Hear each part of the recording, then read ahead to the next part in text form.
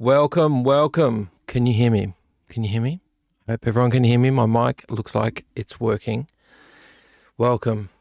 I don't know why I'm looking up there. BZ here in the Neon Dooom, again. Sorry, it's so late. My day's been so crazy. Please, someone in the chat, you want balloons? Do you want balloons? Do I want balloons? I think you want balloons. You want balloons? Can you tell me if you can hear me? I'm pretty sure you can. But just in case you can't,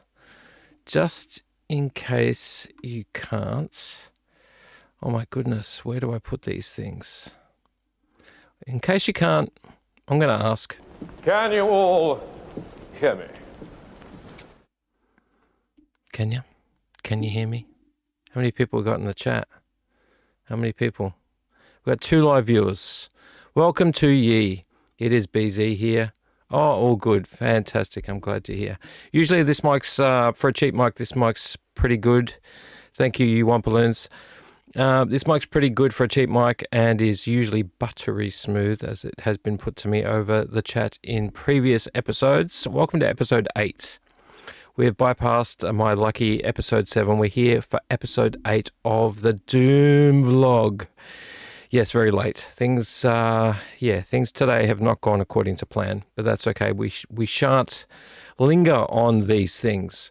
I did want to come in here earlier. I unfortunately actually couldn't. I was locked out of being able to be in here for reasons. But I'm here now, and so my prep time was dwindled down. You know what I'm like with my prep time.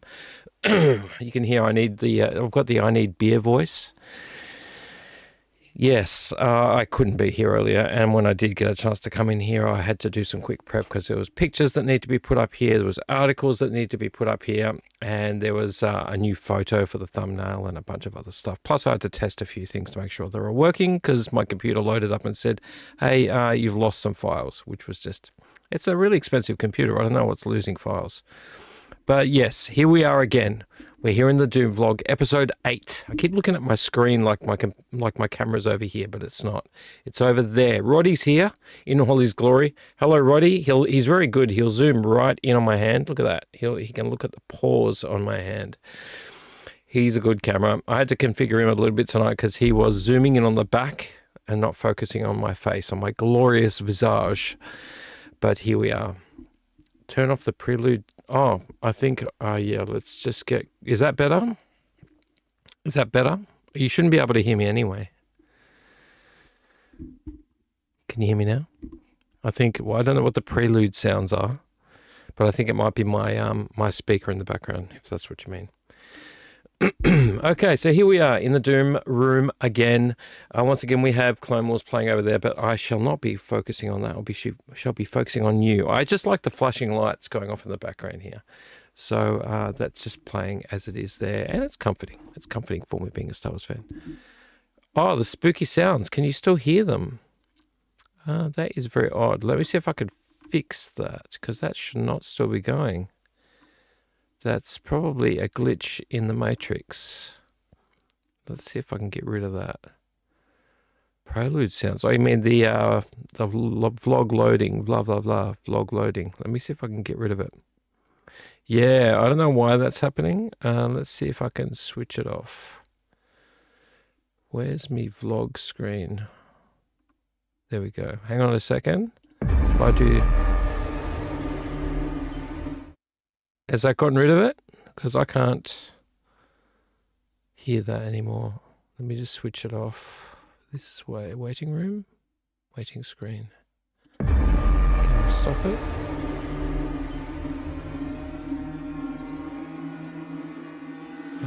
Pause. Does that fix the problem? Because it was on play, but OBS should know that when I switch screens, I'm switching off the sound. You should not hear it anymore. Can't wait to review this video after it's become live and it's gone into the replay for the replay crew. That should be gone by now. Is that gone? Oh, it's weird. It shouldn't be going again. I switched it off. I actually physically switched it off. Let's see if it's... Stop. Is that better? I've always got problems. I don't know why it is. I've got this like really expensive computer, and for some reason, I don't know, maybe it just needs to do an upload, an update. I checked today if it needed to do an update. It said it didn't need to. It said it was fine. It asked me how I was. I said, I'm doing pretty good. Thank you for asking. And that was it. Storm sounds and fire crackling. Is the storm sounds and fire crackling happening near you? Because if you've got a fire in your fireplace going right now and a storm outside your window, that's not much I can do about that. That's probably coming from you and not from me. Storm sounds and fire crackling. I don't have any sounds like that. That's very, very strange. I wish I had. Maybe it's because it looks like my OBS needs to do an update. It's got a big red dot next to it. I really don't want you to have storm sounds and fire crackling happening at the same time, and I don't. It's my audio. It's my audio. That's very, very strange because I don't have anything that sounds like that.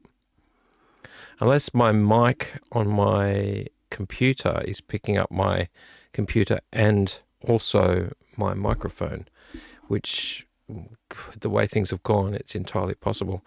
Let me switch off my mic. Hang on. Switch it back on again. I don't have any sounds like that. That's the weird thing.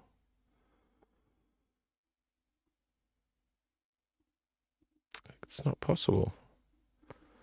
I was trying to make this a real quick, snappy, get to the next thing, and now I've got a fireplace. A fireplace and also a storm going on. Let's try something. Hang on. Let me just try. I've switched that off. The waiting screen's off. Stop. Just stop.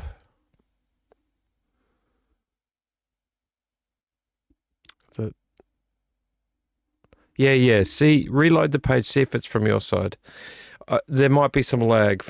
I don't really know what's going on. My internet was a bit glitchy today. Okay, sorry, I just switched off my main.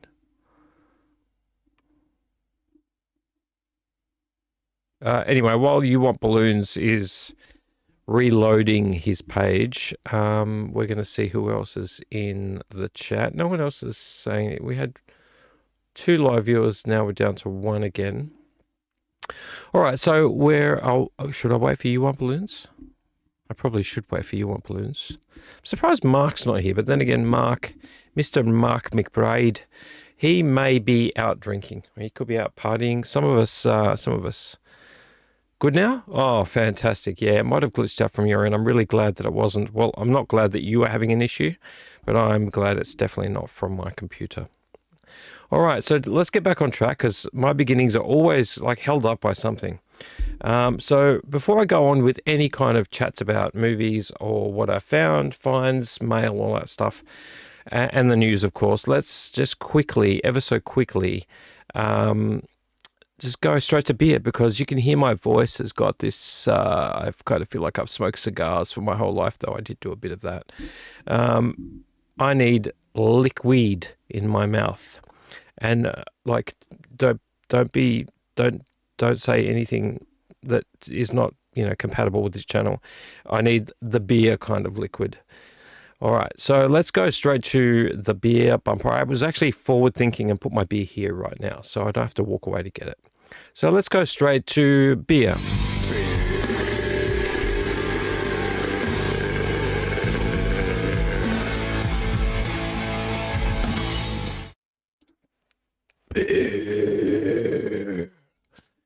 Yes, it's beer time. Now, I didn't get any new beer this time around. It's been a huge week for me this week, and next week's going to be an extra huge week for reasons. But I just grabbed another Guinness. So at least I've got a beer for tonight. Well, let's not read the copyright information on the back of the beer. Roddy, if you don't mind just focusing on the beer just for a second and beer dial. Thanks, Roddy, appreciate it. Guinness, we had it last week. We're going to have it again this week. I like Guinness. I in fact would say I love Guinness. Guinness does, well, any beer really in this studio, in this room, in the Neon Doom room, that does not do me any favors in terms of wanting to stay awake. But I do have energy drink in the fridge if I need it. Not that that helps very much, but beer does taste nice. So it is always good to have beer in my hand and in a glass so I can glug it down. Love Guinness. I should give it a little roll, you can hear that little, whatever ball that is in there, some kind of plastic ball, I'm assuming, to move that alcohol around and make Guinness have its wonderful Guinnessness. We're going to crack it right now. Oh, please don't spill. I already got you all over the keyboard last time. I don't need it happening again. Yep, it is, boy. I'm not getting out my other glasses for now. I mean, I'm wearing my glasses, but I'm not getting my other glasses out with the colors on them. We are just using this is the way, because Guinness is the way. Schooner, my favorite glass to use. Pour it over myself so that I get drenched. Not too much head on it, so it's not ultra frothy. This, I think, fits completely in this schooner from memory. A little bit head on Guinness is a good thing. It's a good thing. It's nice froth. I think my bin's actually full too. So I don't think I have anywhere to chuck that. We'll squeeze it in. All right. Here we are in the Doom room, and we're going to have a quick chug glug of this beer, this Guinness. I need it.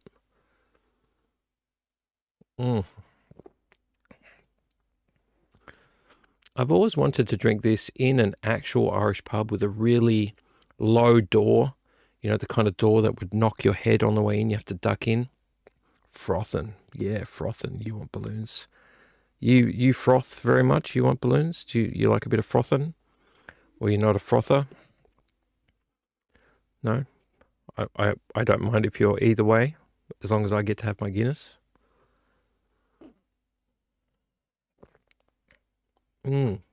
Because this is the way. All right, we'll put Master Guinness over there.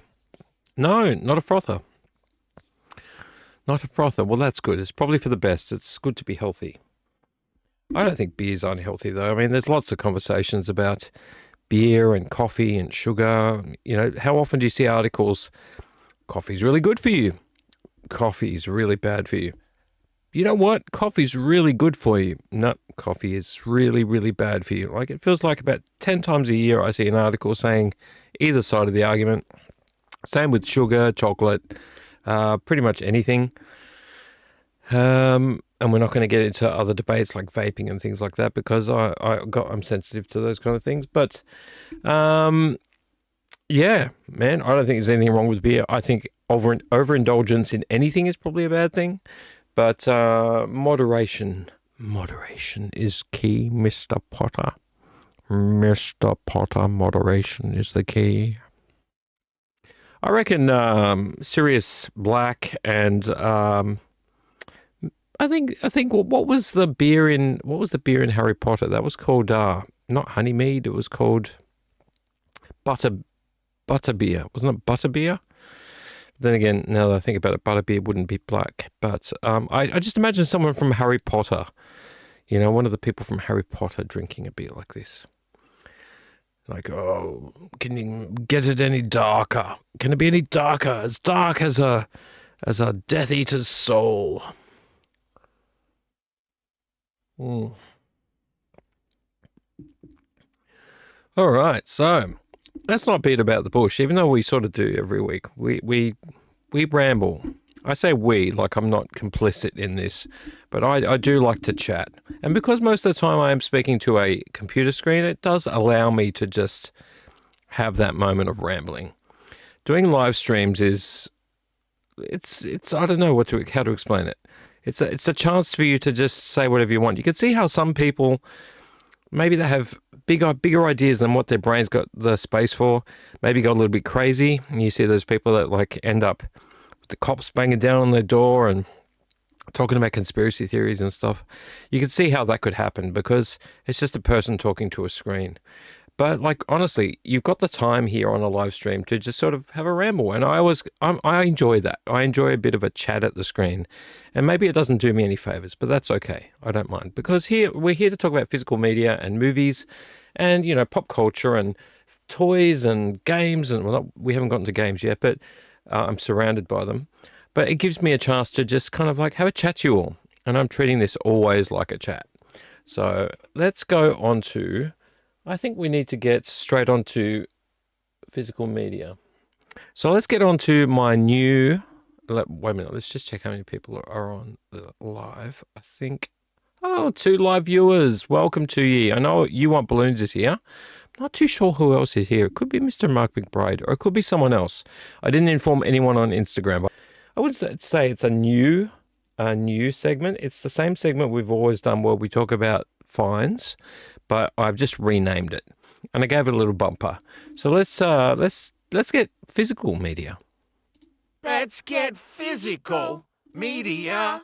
I wanna get physical media. Let me hear your movies talk. Did you like that? I always like how it ends. Let me hear your movies talk. Love it. Yeah, I didn't put much effort into it, but it was fun to make. So let's talk about some physical media. These are, so I keep talking away from the mic. I should move it with me. These are ones that I have bought in the past, but not that long ago. So some of them are a little while ago and some are not. But these are mostly in a stack because I thought they were mostly Blu-rays, but we covered a lot of Blu-rays last week. These are the remainders.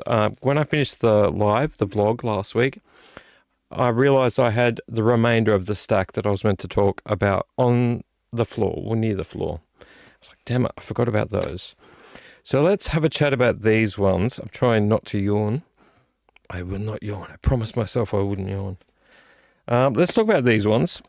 I have more, and I might, depending on how I feel about it, step away over there and grab a stack from those shelves there, because I have gone through a bunch at the top. Some of the top and some of the bottom. But these are all movies I've found but I've never talked about. But for the meantime, let's just talk about some physical media that I've got here. Here's the reverse of my stack. Whoop. It's not a huge stack, so we may add to it.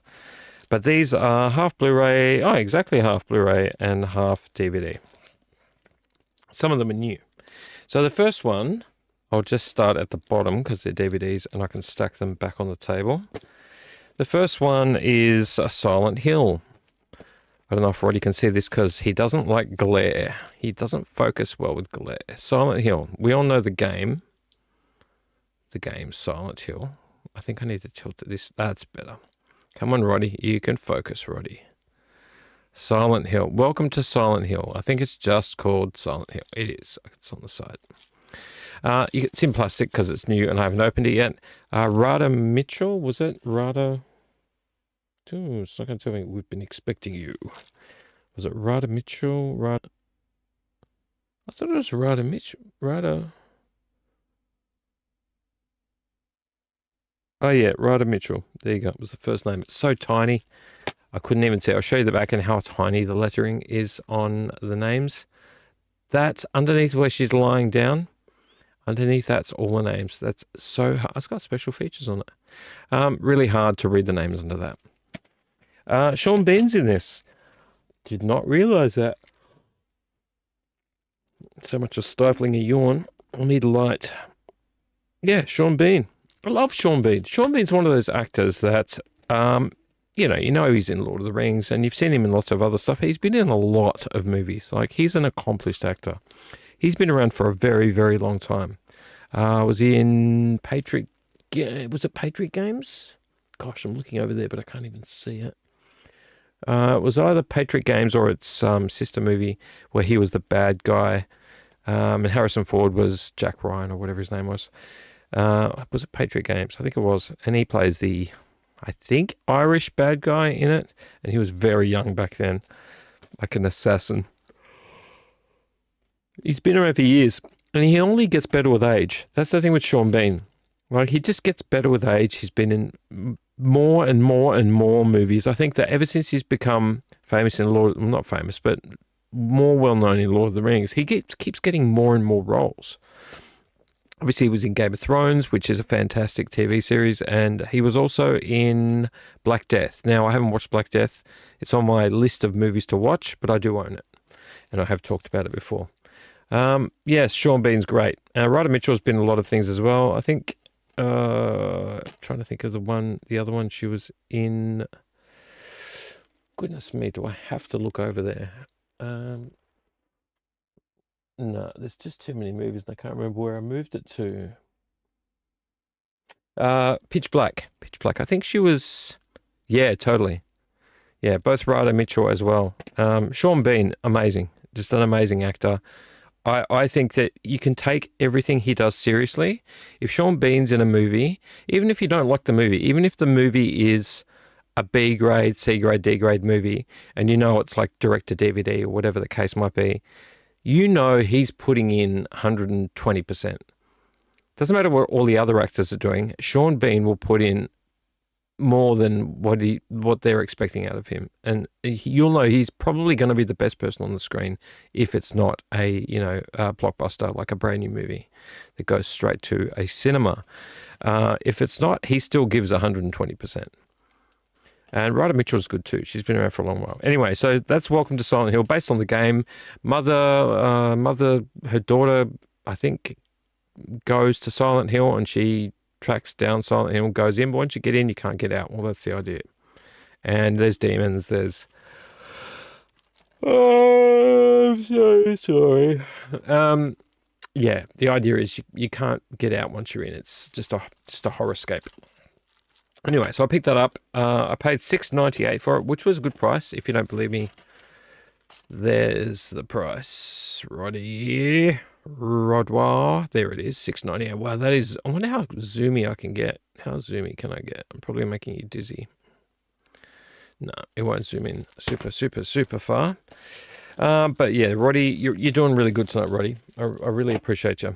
The next one I got is all... Actually, I think these are all sealed, except for... No, these are all sealed. Holy sh... I really need to watch some movies.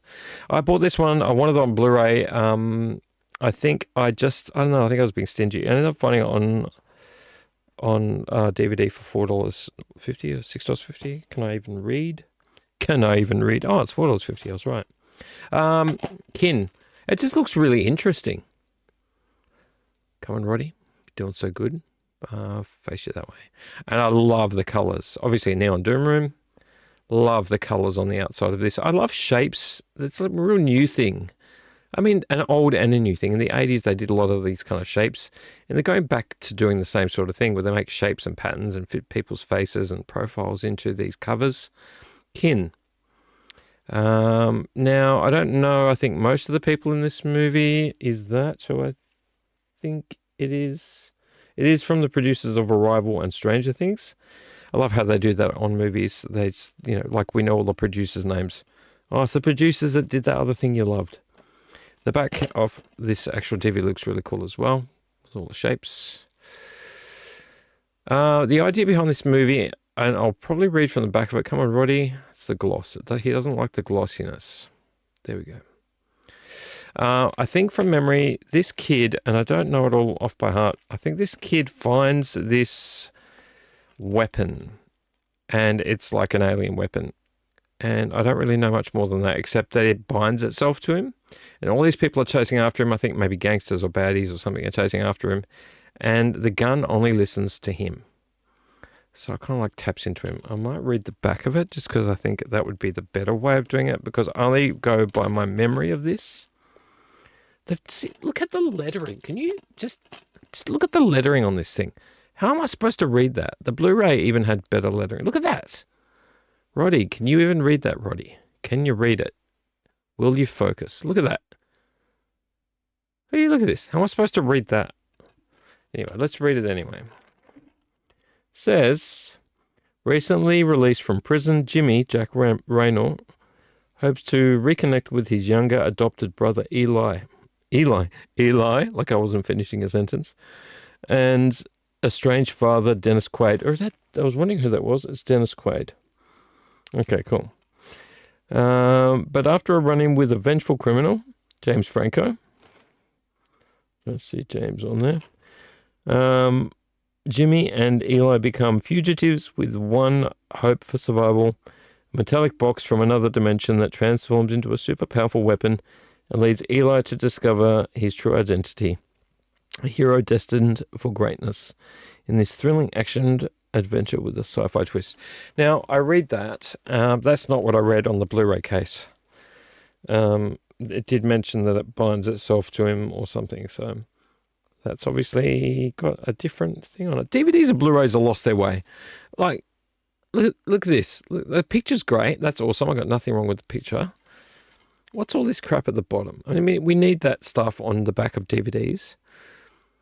Oh, Roddy, look at that. Crystal clear. But look how much space look how much real estate's taken up. The barcode by itself. That barcode could be like half as small. It could be even a third. The barcode reader will still read it. Doesn't have to be this. I absolutely hate that. And then you've got like everything's crammed at the top. I'll just squeeze it in at the top and people can go and buy some spectacles to read it. Yeah, it looks interesting and really cool. And I like the color schemes and I like the trailer for it. It looks really good. So I wanted to buy it. And for $4.50, I picked it up because I was being stingy and didn't want to buy the Blu-ray. And now I'm regretting it. I bought this one just because I really like the actor in this. Of course, we're talking about Scarlett Johansson. You've got, gosh, I always forget his name. David Harbour, is it? Look at the writing. Look at the writing. Look at the writing. Look, DVD. DVDs are bigger than Blu-rays. Why is it that I can't read that? Yeah, David Harbour. A bunch of other people. Black Widow. Black Widow. Was this the movie that went... Was this the movie, or is it number 2? Maybe I don't know. I can't keep track of superheroes. I'm not really following them that well. I just buy them when I can. Was this the movie that went straight to streaming as soon as it went to cinemas? And Scarlett Johansson was very, very unhappy about it. I don't know if it was this movie. Could have been. The story behind it, I think, if it's this movie, was that the producers, or Disney, obviously. It went to cinema, and as soon as it went to cinema, literally the same day, it was on streaming. And she was pissed. She was pissed. She's like, I'm a cinema actor. Why are you putting this straight on streaming? How does this benefit anyone? Anyway, it looks interesting. There's not much to say. She's a superhero. She's kind of the gung-ho, guns and batons and, I know, a big counterpoint to a few other actors and a few other superheroes that have similar characteristics. But it looked fun, and I like the actors in it, and the dialogue's adequately snarky, so that's a good thing. Still sealed. Oh, sorry, microphone. I should name my microphone as well. Yes, I had to have it, but I've bought a lot of superhero movies that are still in wrappers because it's not my first choice of movie to watch. And superhero movies and all of the Disney superhero movies, Marvel Universe, is it the Marvel, please? Yeah, it's the Marvel Universe. The Marvel Universe, I find it lacking in like love and lacking in meaningful relationships. Like the character development in these movies is very small. I'm not character development because I guess the character development's there, but they cut out the human side of love. There's like no love. There's no like relationships between them. They're just like wooden people being superhero. I'm going to cop crap for that, but they're great superhero movies, but that's all they are. There's nothing more to it. It's not deep. It's not meaningful. It's just a comic book come to life. And so I just don't generally gravitate towards it. But I wanted to own that amongst others, just to have it in my collection, just in case they go under. The last DVD out of this set is building up my horror collection. This is still sealed. I got it for $9.98. Luckily, I had the remaining 3 cents in my pocket. It was a horror pack. The reason why I got it mostly was because of the Monster Squad, but it's also got Fright Night on it, which is also a very good movie. Still sealed, as you can see. I'm not a huge fan of double DVDs, but at that stage of finding this, Monster Squad wasn't really readily available. Like, it was out there on Blu-ray, but it was kind of expensive. I didn't really see it on its own on DVD. And Fright Night, same thing.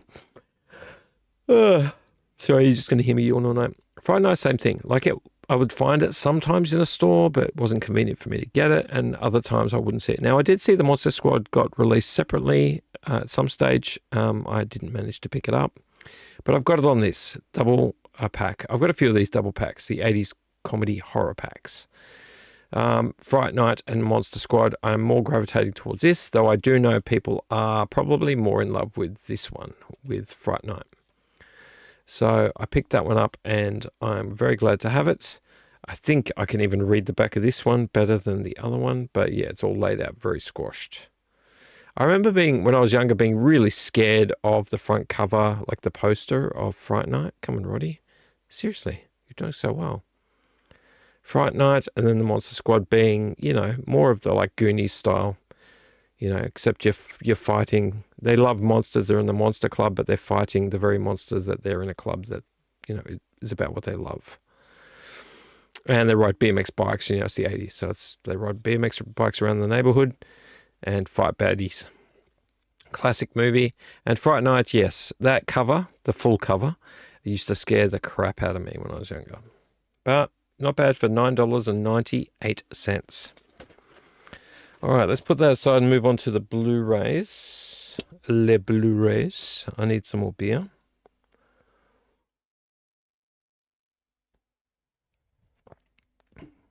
It's nearly 3 in the morning. What do we got? Cool. I think I talked about that one, but we'll talk about it again if I didn't. All right, so I picked this one up mostly because I worked on the film. And I didn't own it. There's a few of the movies that I've worked on I still don't own, but I needed to pick this one up. This was known as the Featherman. I have a jacket that has the Featherman on it, but it is actually the real name of the movie. That wasn't the disguised name of the movie. Was called The Killer Elite. I was on this movie for quite a bit. I wouldn't say super long, and I mostly did set building. I made rock caves and did a lot of like brickwork and rock sculpting and the usual kind of things. Not really many gravestones or anything, but just lots of buildings and rocks and things like that.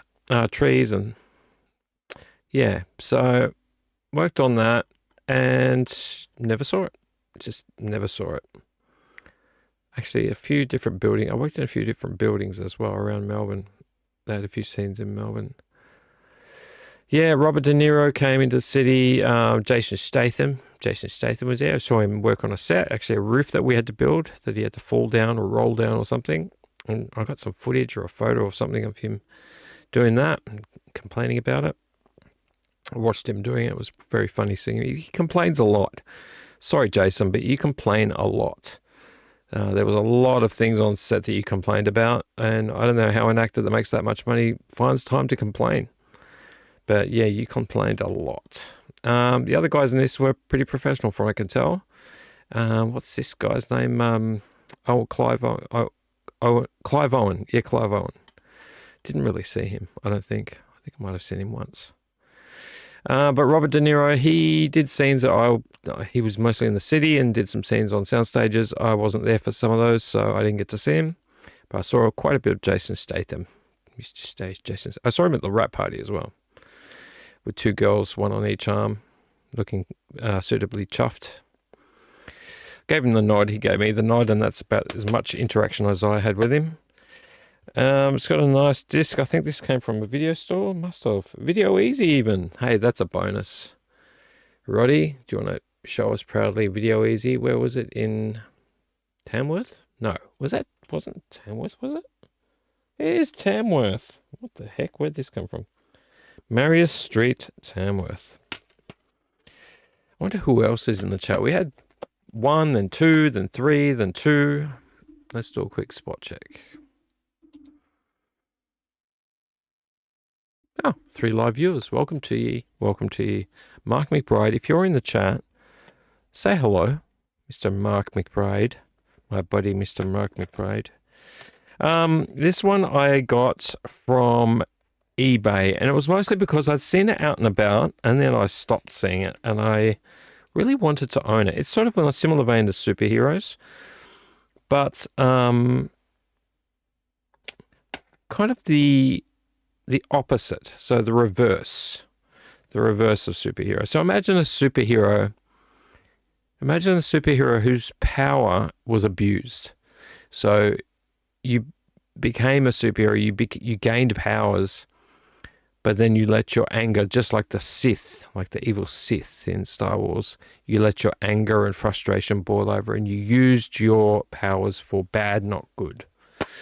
I picked this movie up. It's exactly that. It's a horror movie, and it's called Brightburn. If you want to watch the trailer, it's a pretty riveting trailer.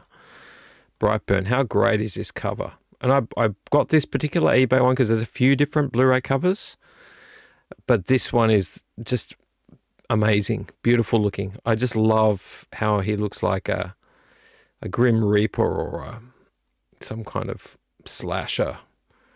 He's just wearing normal clothes. He's a kid. Or a teenager. Gets powers, lets all of his frustrations boil over, and instead of doing the right thing or finding the higher ground, he uses it to get revenge. Now, I've never seen it. I have seen a lot of trailers about it. As you can read here, it says a dark twist on one of the most famous comic book tales of all time. That's what it's about. Now, I've never seen it, like I said, but I think the mum is in this. I think she's trying to calm him down, but he's gone psychotic. It does say on the back, let's read this way so you can see my face a bit better, and the light works. A chilling anti-superhero tale. What if a child from another world crash-landed on Earth, but instead of becoming a hero to mankind, he proved to be something far more sinister? With Brightburn, the visionary filmmaker of Guardians of the Galaxy and Slither presents a startling, subversive take on a radical new genre, superhero horror. So imagine Clark Kent comes down to Earth, crash lands on Earth, grows up as a normal child until he finds his superhero powers, and he becomes a good guy. But imagine it's the opposite. You realize you've got powers, and it's like time to get back at everyone that's ever wronged you. I just love it. He looks a bit like, he doesn't look like, but his clothes, this remind me of Kurt Cobain. And then he's got that shredded cape, which I think is just an old blanket that he chucks over his shoulders, and some kind of weird mask. Yeah, just reminds me of Kurt Cobain. It's very Kurt Cobain-ish. Anyway, I had to have that. I paid not as much as I could have, I think. I'm always looking for a deal, but I think I paid 16 maybe, or 17 for a Blu-ray that I was trying to find. Isn't terrible. I'm trying to get more things on Blu-ray because honestly, I have 90% of my collection, 80% of my collection is DVDs, which is fine. I don't mind because a lot of things are more readily available on DVD. This one I picked up. Oh, where did I pick it up? I think that was eBay as well. Just because it was cheap, and I think I'm seeing it cheap everywhere, but I'm just not seeing it in stores cheap, just online cheap. I owned the DVD. I don't know if Mark gave it to me or not, but it was kind of not working properly. So I went looking for a Blu-ray, and I picked this up. I think it was like $12 or $13. American Werewolf in London. Thank you, Roddy, for being so clear. Yeah, classic tale. And I think it was followed up with American Werewolf in Paris, from memory. I do remember watching one of them when I was younger. I can't remember if it was in Paris or London. Could have been both even. But I've watched thousands and thousands of movies, so I get mixed up sometimes. But either way, I really like this, and I wanted to own it. And for the price point, fantastic. I think this one's a UK one, actually. I get a lot of things that come out of the UK because I need region B. The main thing I'm making sure is that it has English writing on the back. Don't really mind. Actually, it should say... It's kind of weird that it does that because the front does not have the FSK 16. Maybe it's German. I got a funny feeling But this has a different...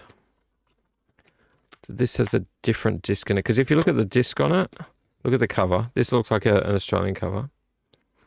Back even. Because it's got the MA 15 plus. I think if that was Australian, it'd be 18 plus.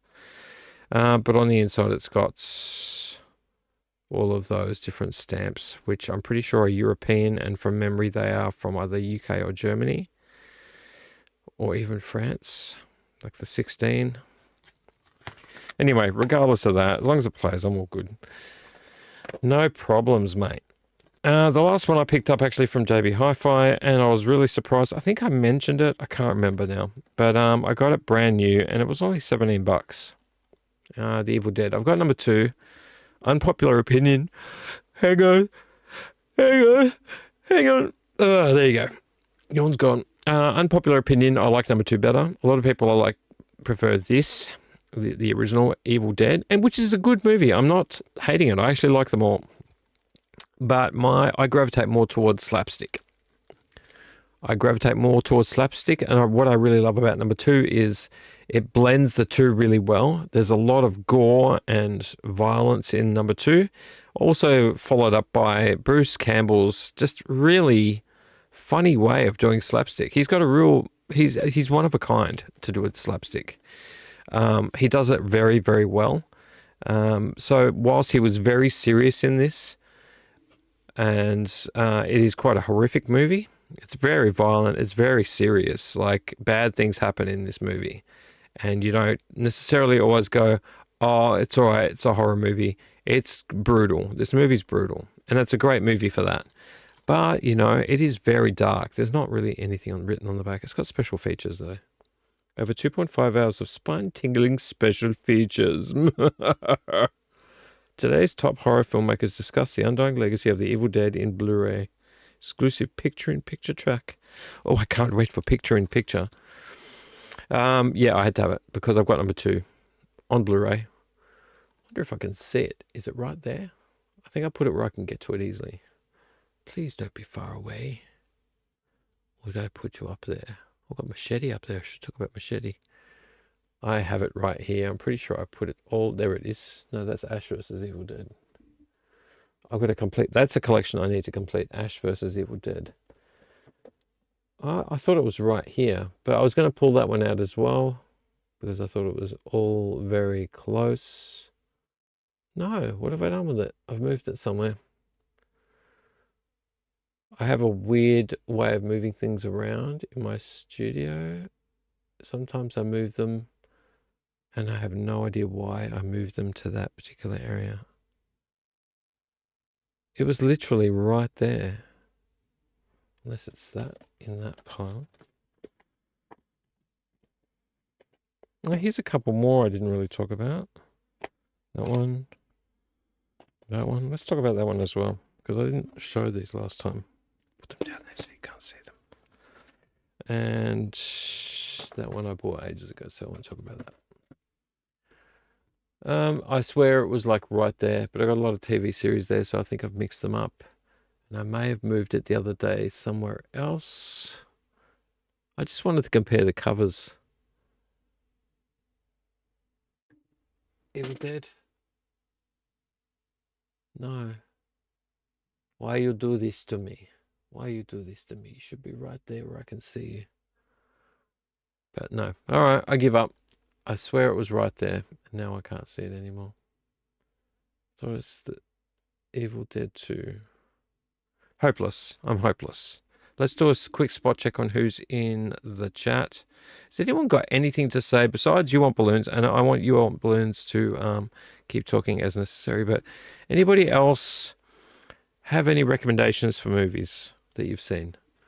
Any recommendations for good movies you've seen? I wonder if it could be that. No, not that. Not that. It's probably way up there. Yeah, so good movie. Very good movie. Excellent movie. Really super stoked that they either re-released it or just, I don't know, reproduced it, redistributed it. Great cover. And for 17 bucks. I think I got a deal on it as well. From memory. These ones I've just pulled down I didn't talk about. One of them you're going to hate because that's all right. First one I picked up, I think I got this at an op shop. I'm pretty sure I did. Yeah, I did. $4. Alice in Wonderland, the original Walt Disney. Always good to get as many. Oh my god.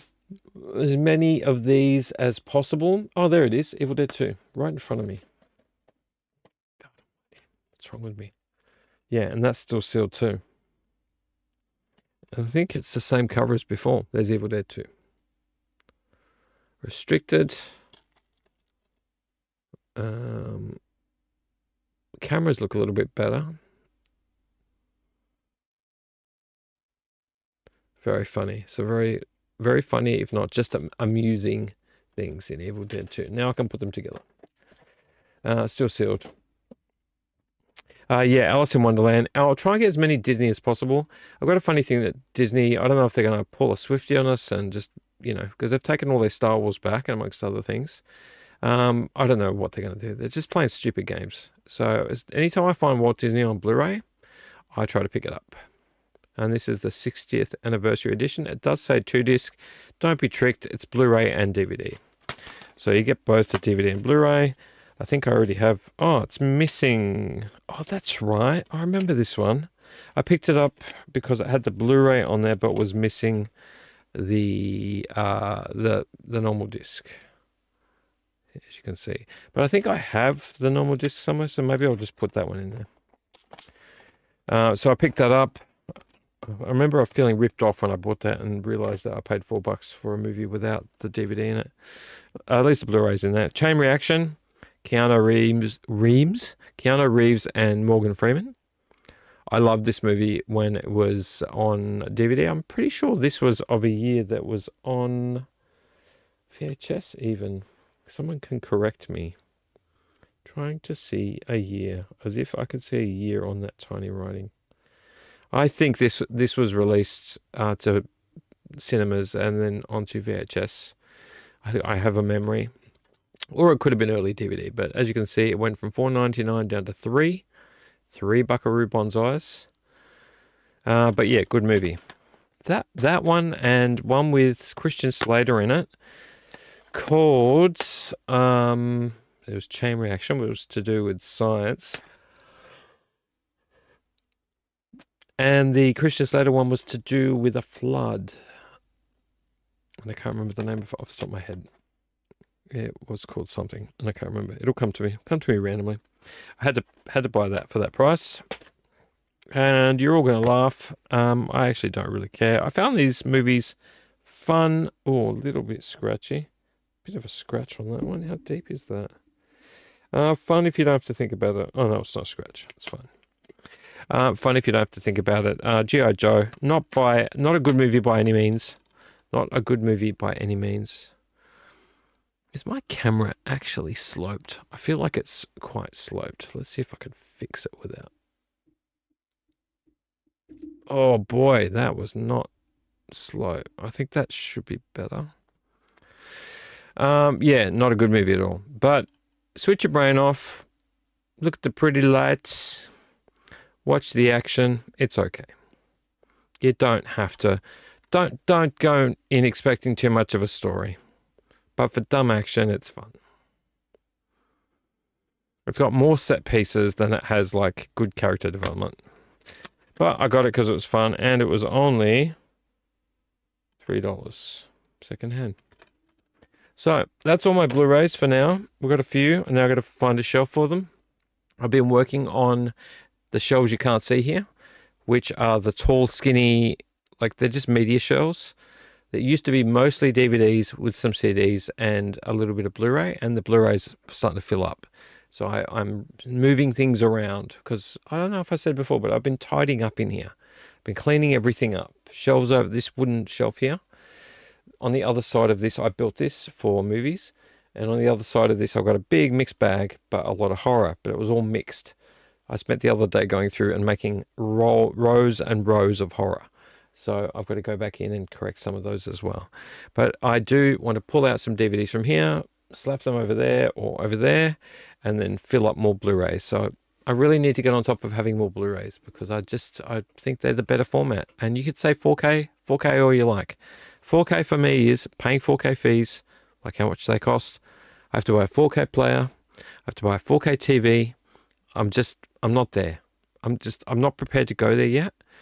I am the latest that I'll ever be with everything.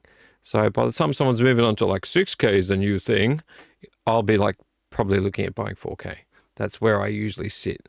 Moving on to the next thing, prices start going down on other things, I start going to that. I don't see anything wrong with that. I still win because 4K is better than Blu-ray apparently, depending on your system and how much you spend on it. Yeah, I'll get there when I get there. Let's have some more of this. I don't know how long I've been up here. Maybe you want balloons. If you haven't fallen asleep already watching this, you might be able to tell me how long I've been on here, because I can't tell. All I know is it's nearly 3, and I'm pushing it to do any watching tonight. I have been watching some movies. Maybe I should talk a little bit about what I've been watching. I've been trying really hard to get some movies under my belt. Haven't really totally succeeded every single time, but I have a few written down here I was going to mention, just because I really enjoyed them.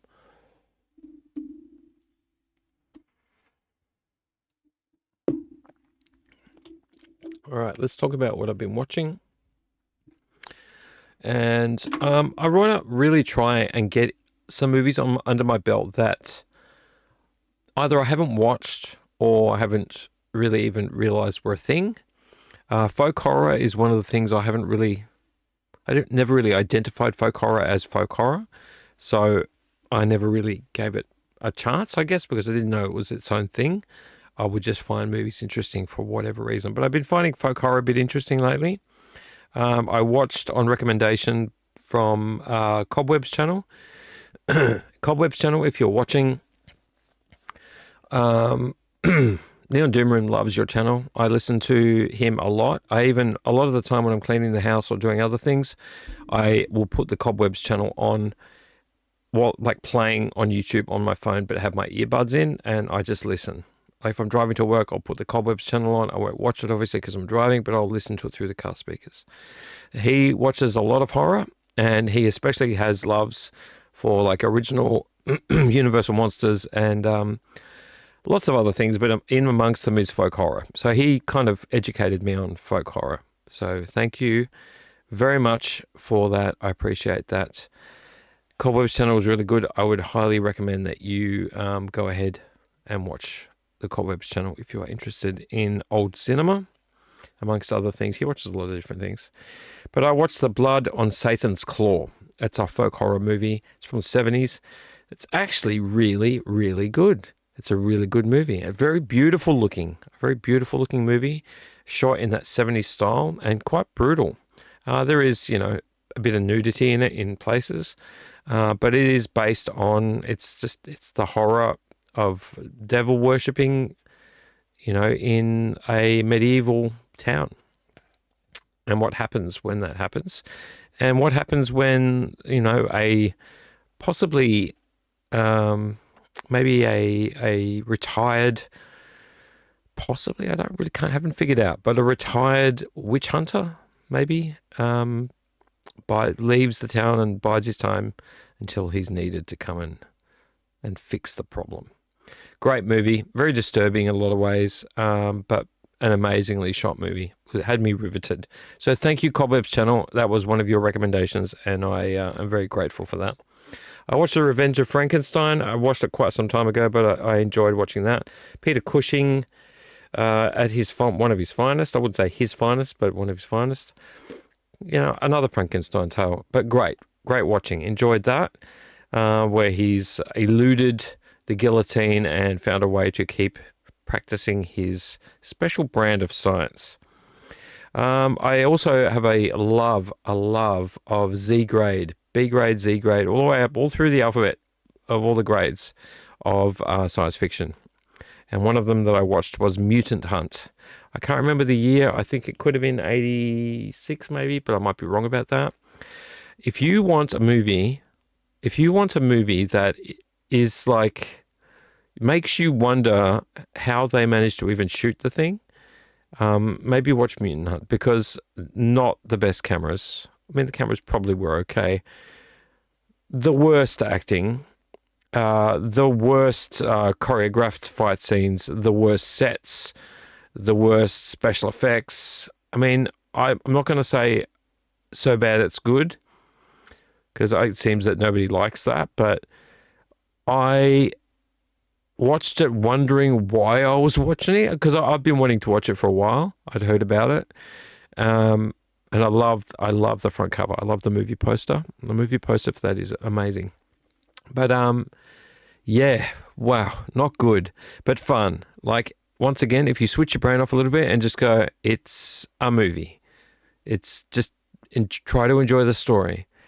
It's really hard to enjoy the story, but I still loved it. I still loved every second of it, because they tried their darndest to do it right, and that made it fun.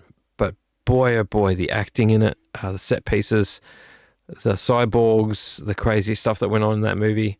I would highly recommend you watch Mutant Hunt. It's on Tubi, if you ever want to watch it on Tubi. Yeah, don't expect anything. But you will be mesmerized by how bad the set pieces and the action and the dialogue and the special effects are. There's some really truly like weirdo stuff in that. Somebody gets massacred right in front of two lovers in an alley, and the woman doesn't even scream. She just looks up as if, I'm just going to hide here. I'm just going to hide here. And then blood sprays all over her face, and she doesn't utter a word. Just stay silent, because I'm going to die if I say something. No emotional reaction whatsoever. It's hilarious. Anyway, still a good movie, just really, really bad. And another one I watched recently that I've been meaning to watch for the longest time. I now own it. When I say I own it, I think it's a bootleg. It's really hard to find. It's expensive to get. I've tried to find it on Blu-ray if I can. Chopping Mall. I don't know if you've ever seen Chopping Mall. But Chopping Mall is an 80s movie. I can't remember the exact date. It could be 82, could be 83. God, I'm probably going to be really wrong on that. Chopping Mall. It's robots security robots in a mall that go haywire when the electricity wrecks the computer that runs them.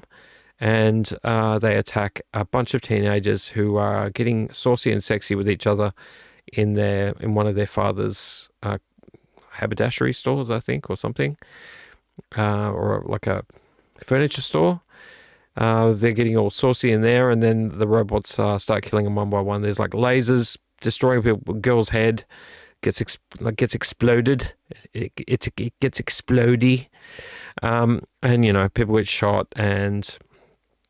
shot with darts and electrocuted, and doors get cut open. And it's a really great schlock horror movie. And I will say the camera was really good. Whatever camera they used, it was a great camera. The cinematography is beautiful, beautiful, beautiful colors, even for back in those days. Chopping Mall is a fantastic, fun movie. It has all the tropes, so don't get angry if you watch it and you're like, you said it was good. It is good. It's a schlock horror from the 80s. Don't expect it to not have all the tropes that it would normally have. People walking into a dark corridor, people looking over their shoulder, people looking in the wrong direction, people going to find out where their friend's gone. They're trying to kill them, so they go into the shopping mall and find guns. We need more guns. All the tropes are there. You're going to get frustrated. You're going to say, what the hell? What are you doing? Why would you do that for? It's a great movie. It's so much fun. So much fun. I enjoyed every second of it. It was one of the movie highlights of mine for watching in my spare time. So Chopping Mall is highly regarded by me. I think that's pretty much all of it. I thought I watched something else. I started watching Welcome to the Jungle. I didn't get through the rest of it because I was busy and I had to stop it. And I also started watching, what was the movie I was watching? The Blood Beast, I think, with Peter Cushing. Let's see if I can see what I was watching. Blood Beast, is that what I was watching? The Blood Beast Terror. I got halfway through. I just didn't get a chance to finish it. It's about a moth.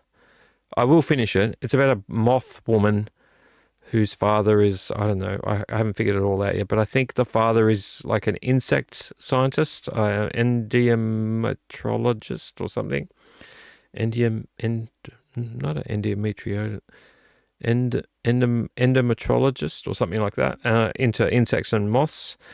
And I think he did an experiment on his daughter, and she became a moth that needs to suck blood. But yes, I'm halfway through, and I haven't finished it, but I will. The Blood Beast Terror. So that was, the yawning. That was a fun one. So they're my most recent watches. I'm trying my darndest to watch more movies. It is kind of hard. I work a lot. I got, father duties, and by the time I go to bed, I'd like to watch something on my lounge room TV, but I don't want horror movies to wake my kids up and scare them. So if I do have to watch them, I either have to watch them on my phone or drag my laptop into the house and put my earbuds in, or just sneak away to the Neon Doom room and watch it, which I don't get a lot of time for. Usually I fall asleep. Where are we at?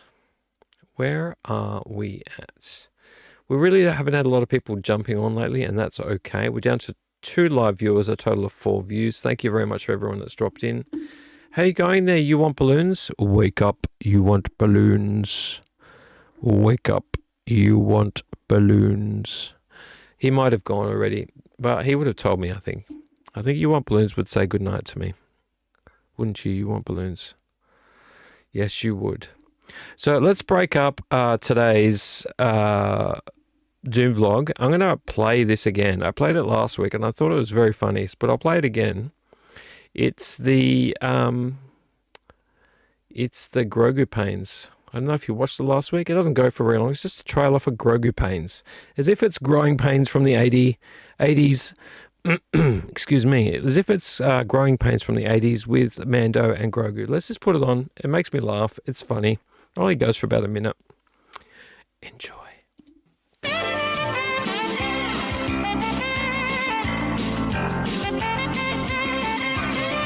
Stop your searching. You're looking in all the wrong places. Miles of strangers. You get lost in unfamiliar faces. Stranded in a world that doesn't know your name. Searching for something that isn't quite the same. We got it. We got it. We got it.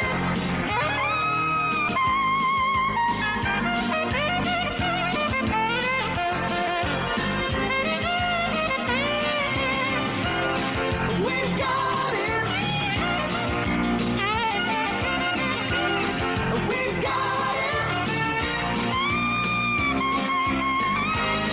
We got it.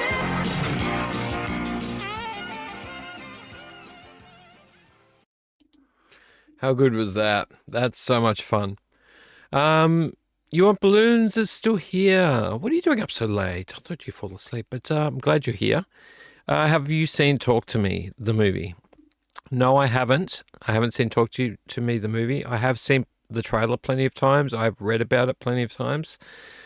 I am a bit funny about things to do with spirits, ghosts, and possession. I probably talked about it before. It's a movie that I would like to see, but it's also a movie that's made in modern times, and I don't know if I want to watch it. I've lived in houses that I swear 100% that were haunted, and even the house I'm living in currently has had some things that have happened in it, even to the point where we got a priest to come in. It was a Greek priest. My wife's Greek. A Greek priest to come in and just kind of do, I don't know, some incense and whatever Greek priests do, to actually kind of make it, I guess, have a positive something. I don't know. But yeah, I've heard it's a good film. But I'm very sensitive to things about spirits. So I tend to watch things about ghosts that are older movies. So things that I know that, even though they're probably filmed really well, you can tell they're dated. So I'm less worried or scared about them when I know that the movie was made in the 70s or the 80s or the 90s even. But movies that are set now with really good camera work, really excellent, clear, visually stunning science fiction special effects. Don't know. If it's too real, it kind of creeps me out too much, and then I start getting this weird feeling like there's something there that isn't. So yeah, look, I might still watch it. I've heard it's a really good film.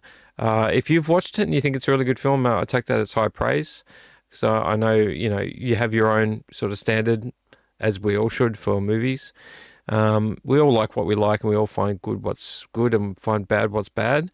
But yeah, I don't know if I can.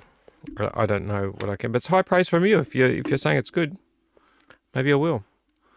I just don't want to be plagued by thoughts. You know, when you watch a movie, or maybe you know someone that's told you, like, I watched the movie and I just couldn't shake that feeling, or like it stayed with me for days or something like that. I don't want things to stay with me for days. I don't want to be like constantly thinking about certain scenes for days and days and days, unless it's in a good way. It's a film that's made me feel some sort of good feeling about it. So maybe I'll get around to it. Maybe I won't. I'm not too sure. It's one of many films that I just haven't gotten around to watching. Maybe I won't. Don't know. It's possible. It might happen. In the meantime, though, I should get on to mail. I have a bit of a news story. I'm only going to focus on one news story tonight, just to keep it brief, because it is 3:15 in the morning, because I was just unable to start any sooner.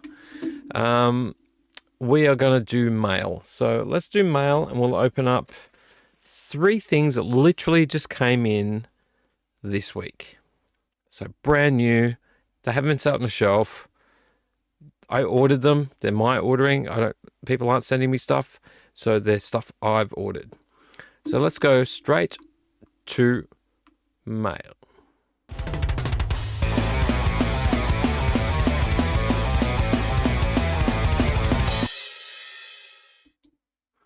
Welcome to mail. I haven't changed. I haven't changed at all. I'm not in mail attire, but I have 3 movies here. I'm not going to dox the senders or myself. They were actually all sent. No, well, they were sent quite a few days apart, but they all arrived exactly at the same time. How fortuitous is that? To the point where they all had the rubber band put on them by the mailman, mail person, I could say. The mail person. Okay, so the first one, I know what they are, by the way. I'm pretty excited about it. The first one, I think it's a Blu-ray from the size of it. Let's just tear into it. Oh, yes, it's definitely a Blu-ray. It's definitely a Blu-ray. Let's get it out and have a look. Oh, which one's that? Oh, yes. Here's a movie that isn't in stores anymore. Definitely. Hang on, let me just... Definitely not in JB Hi-Fi. I've tried to find it in JB Hi-Fi. It was available for a long time in JB Hi-Fi. It is my fault for not picking it up sooner, but they don't have it on the shelf anymore. We all love him. Maybe sometimes we hate him, but we all definitely think he's kooky. Nicolas Cage in Mandy. I've heard so many good things about this film. And yes, it is brutal. Yes, it's dark. There is a lot of blood. And no, it doesn't really bother me. It's a psychedelic, psychotic rage scream of a movie. Primal, I should say. I'm adding words to it. Mandy comes highly, highly recommended by so many people. Cult leader kills or tortures and kills maybe his wife, Mandy. Or does something really bad to her. And he goes on a killing spree to get them all back. And it gives Nicolas Cage, Mr. Nicolas Cage, a chance to be a complete psychopath. He loves to have his wild Nicolas Cage antics. Somewhere in the primal wilderness near the Shadow Mountains in the year 1983, Red Miller, Nicolas Cage, has fallen deeply for the deceptively charming Mandy Bloom, Andrea Riseborough. However, the life he has made for himself comes crashing down suddenly and horrifyingly when a vile band of ravaging cultists and supernatural creatures desecrate his idyllic home with a vicious fury. A broken man, Red now lives for one thing only: to hunt down these maniacal villains and exact swift vengeance. Should say swift and bloody vengeance. Because he will stop at nothing to kill them all one by one. I love Nicolas Cage. He is a complete psychopath in terms of his acting ability. He will go anywhere, do anything to get the reaction he needs out of people, to get the action out of his character. And I've been wanting this movie for a while. This one and The Color Out of Space. I want The Color Out of Space. That's also not on the shelf anymore. I will find it. I'll find it. But Nicolas Cage. I recently watched Ghosts of the Wasteland with him in it. And it turned into a completely different film than I thought it was going to be. But I really still quite liked it. It was a very weird movie, had some very strange moments in it, but I still very much like that movie. So Mandy should be a good watch. Great one to order in. Go to the Blu-ray collection. Number 2. Let's not dox anyone. Tear into it.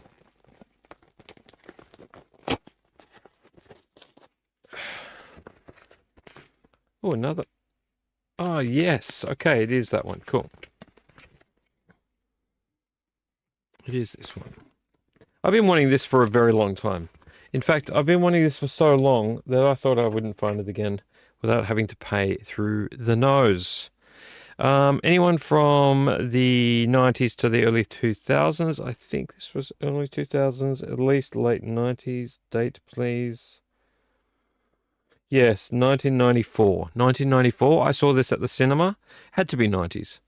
Wow, it's a lot like earlier than I thought it was going to be. Because I used to go to Sizzler in Charlestown near Newcastle before and eat dinner at Sizzler, if anyone remembers Sizzler. And then I'd go to the cinema at Charlestown and watch a movie. And I watched this movie there. And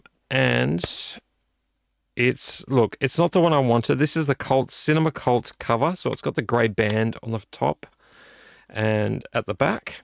And the one I wanted was a full cover. But I'm still happy because I can't find it anywhere. It's not in JB Hi-Fi anymore. Tales from the Crypt, Demon Knight. This is a really good movie. Billy Zane, William Sadler, and Jada Pinkett. I always go to say Plinkett. Jada Pinkett Smith. This is a fantastic movie. They made 2 Tales from the Crypt movies. There was Demon Knight and Bordello of Blood. I don't have a lot of memory of Bordello of Blood, though I do believe I've seen it. I don't think I saw it at the cinema, though, whereas I saw this at the cinema. This is a fantastic movie. It starts with the Crypt Keeper starting the story. I might have seen Bordello of Blood at the cinema, but I remember seeing this one at the cinema. It is the re-envisaging of the Tales from the Crypt. But really cool story. Really, really cool story. Billy Zane is the bad guy, the bad demon, coming to... the letters are too small on this. He wants to basically... I think he's he's trying to collect all of the something so he can unleash evil on the world. Possesses the last of the 7 ancient keys. Oh, well, there was something. To hold the power to stop the forces of darkness, protect all humanity from ultimate evil. Yeah, so Billy Zane wants to take all the keys so that he can unleash fury of evil on the world. And it's a great movie. Fantastic movie. And I'm pretty sure I and you know me, I am always looking for a deal. That's actually in really good condition. Secondhand. I think I paid, could have been 20 or 18 or 17 for it.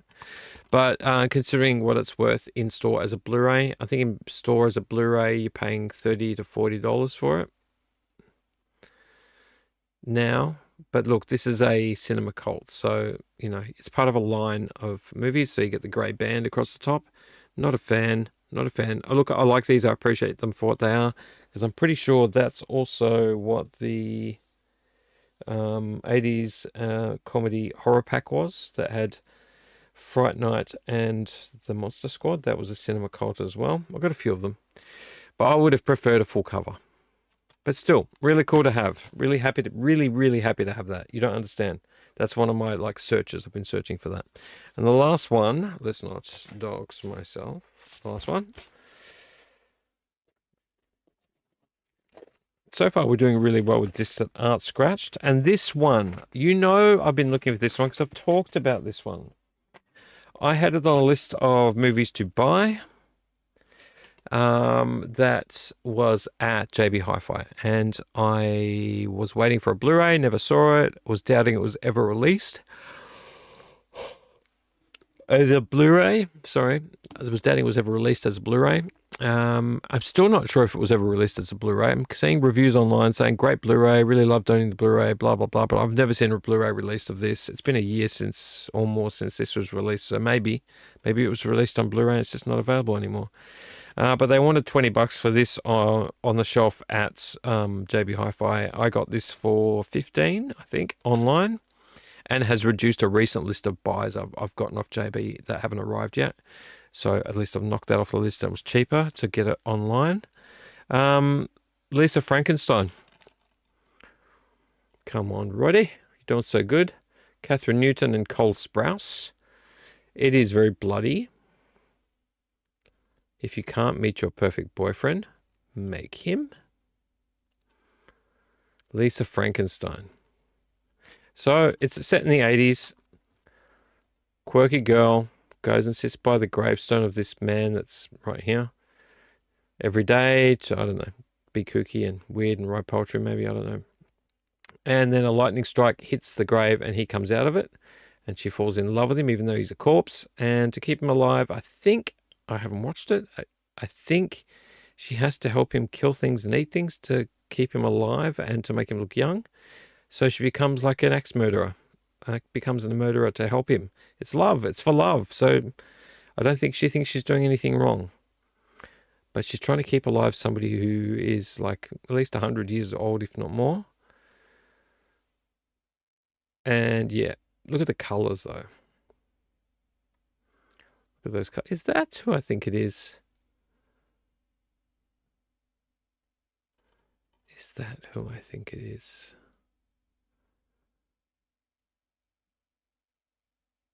The girl looks like... No, I don't think it is. What's her name? See this girl here, the nurse? Doesn't she look like, No, I think I'm mixing her up with someone else. Anyway, I've been wanting this for a long time. I'm actually pretty excited about it, but I do really just want to own the Blu-ray of it. I'm quite saddened by the fact that I can't get the Blu-ray, or it's just no longer available. I haven't even been able to find a Region B one on eBay. It's just like it doesn't exist. There's lots of UK ones. Anyway, we like that 80s feel in modern movies. And so I had to have Lisa Frankenstein, and I just keep seeing really good reviews for it. So I can't say as I'm doing something wrong by getting it. So that's got to be a win. But it is a DVD, not a Blu-ray. So I am a little bit sad about that part of it. All right, so that's our mail finds. We have more mail coming, as I mentioned. Actually placed a really large order on JB Hi-Fi recently. And, you know, the kind of order that's taken me a long time to come to terms with. I waited for, I actually got some better deals from waiting. Some of those things came down even more in price, so I'm happy about that. But, yeah, buying Blu-rays, it takes time. It costs money, you know, and you got to make big decisions. Like, you got people to feed in the household. You got to make sure that's okay and none of it's impacting anybody. So if I want to do bulk buying of anything, I have to really be strategic about it and have to make sure it doesn't impact anybody in my household or myself or what I need. And luckily there is such a thing as like the zip payments and the afterpays and things that do help me out, so I don't have to sort of strain the budget or anything. But I am waiting on some movies to turn up, and we will talk about them when they do turn up. In the meantime, what are we doing? We're going to do news, because I think we're going to start winding this up soon. I don't want to spend too much time on movies because I talk a lot, and it takes up a lot more time than I initially envisaged having on an episode such as this. So let's do news. I do have a couple of things. No, just one thing to talk about. One thing to talk about, Mr. Potter. Let's go change screen so I know I've got it. Actually, I will mention briefly, I was talking last week to Mark about where I used to buy cult movies from, like out of print movies, like when I was working in film in the city in Melbourne on Elizabeth Street, there was a place and we both remembered it. He remembered it too, and I was talking about it. It obviously went out of business during COVID, or I'm assuming either before or during COVID, and never came back, never bounced back. It's gone completely. We couldn't remember what the name was. I did a quick search one day randomly and I found it like immediately.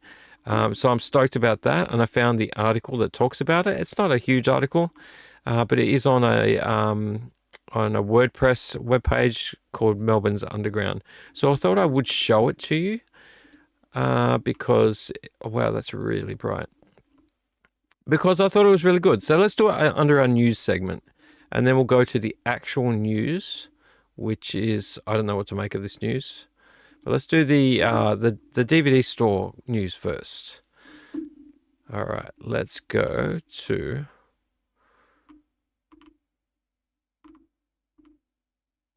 Gosh, where have you gone? How hard is it for me to find? There you are. Let's go to the news. No, that's not the one. No, that's not the news. I clicked the wrong one. Let's go to the news.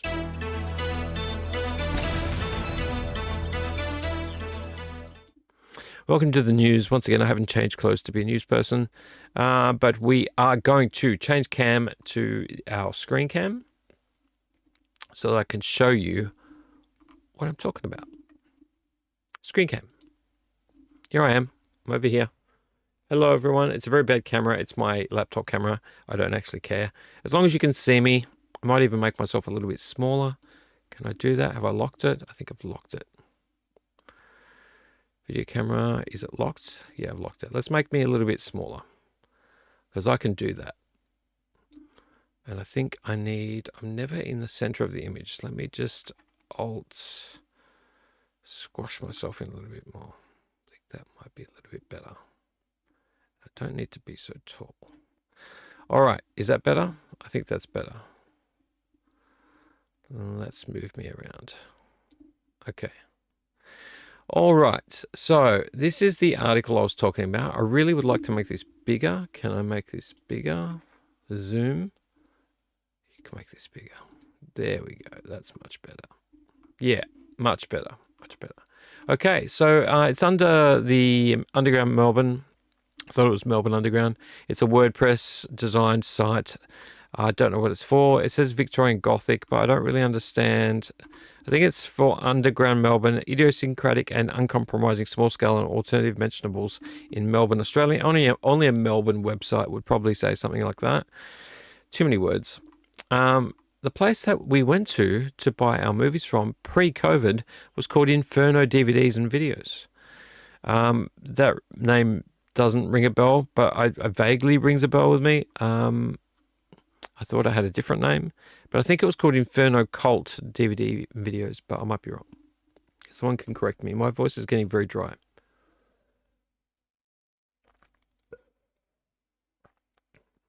Sorry, just finishing this beer.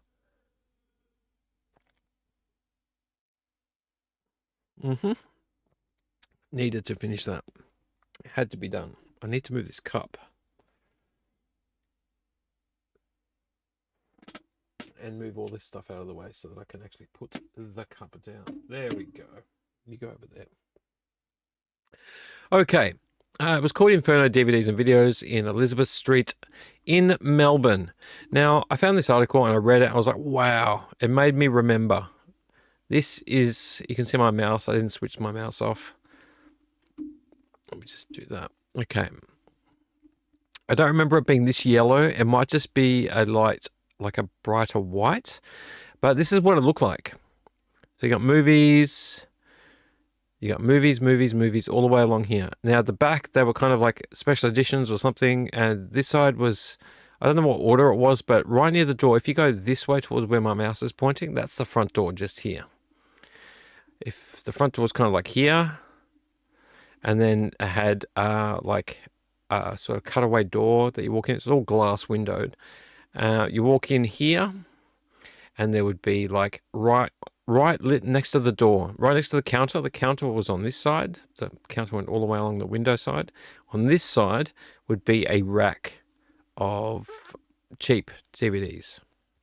So it'd be like $5, $10, $15, $20 DVDs.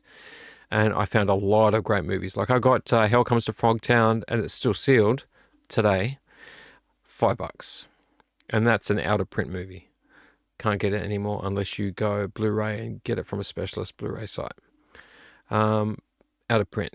So I used to go here all the time. Whenever I'd go into the city on a Friday night to go to JB Hi-Fi, I'd stop by here too.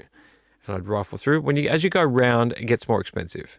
So as you go down the back, there'd be like some special edition, you know, I don't think they did like single run stuff back then, but you got your movie posters and stuff. You got LPs, you got more movies here. You got VHS tapes. On this side, you had really expensive stuff. They had actual shelves against the wall, like proper shelves, like bookshelves. And you'd get like masks and I don't know, like statues, and also really expensive collectibles, including movies. But I always stayed on this side because this side was cheaper, and this middle bit was cheap as well. I would go through the middle bit. Some of it was cheap. Anyway, I found this article, and it was about exactly the place I was looking for. Inferno DVDs and Videos, Elizabeth Street.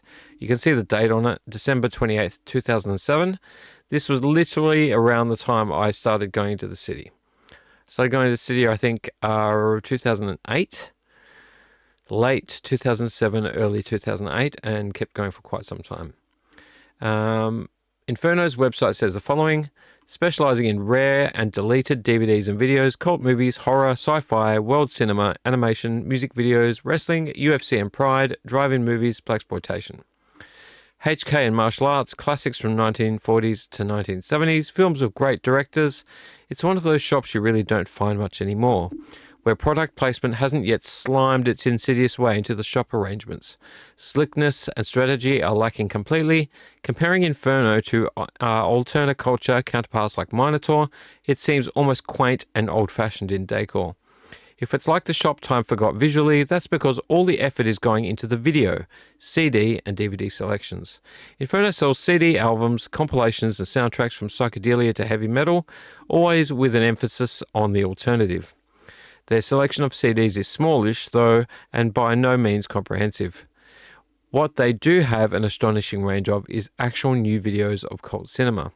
In the day where it seems to be DVD or Dodo, it's really rare to see such a comprehensive range of new videos.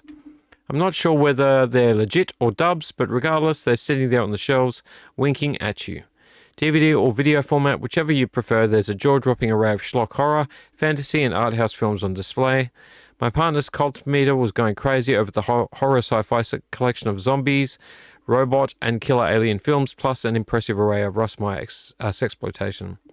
My aesthetic spider senses were tingling over the art house collection from Europe and the UK 65 to 75. Films like The Quilla Memorandum, Fellini's Satyricon, staples like Quadrophenia, Performance, Blow Up, Get Carter. They also stock second-hand cult books. I forgot about books, including rarities, film books, and a whole lot of other sections you'll just have to explore for yourself. The obligatory collectibles abound. Magazines, metal cases, rare packaging, figurines, etc. sit behind counter squashed into a monolith of dreams, the occasional discernible name or title picking out like a diamond in a coal stack. Except in this case, what is diamond and what is coal is definitely in the eye of the collector.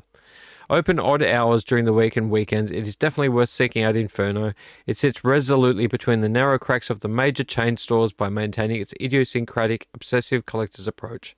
It differs from counterpart further down Elizabeth Street, Minotaur, by aiming unashamedly at a more specific collector crowd, and in many ways a more adult demographic interested in the truly obscure. Of course, their second-hand section is also lovingly curated. A weighty and impressive Cookster anachronism in the gloss age of the 21st century, and all the better for it. Shop, first floor, 349 Elizabeth Street, Melbourne, near Latrobe Street, Opson, Melbourne Centre. Shop hours. I don't remember the shop hours. Tuesday, 12 to 5. Thursday, 12 to 5. Friday, 12 to 6. And Saturday, 12 to 5.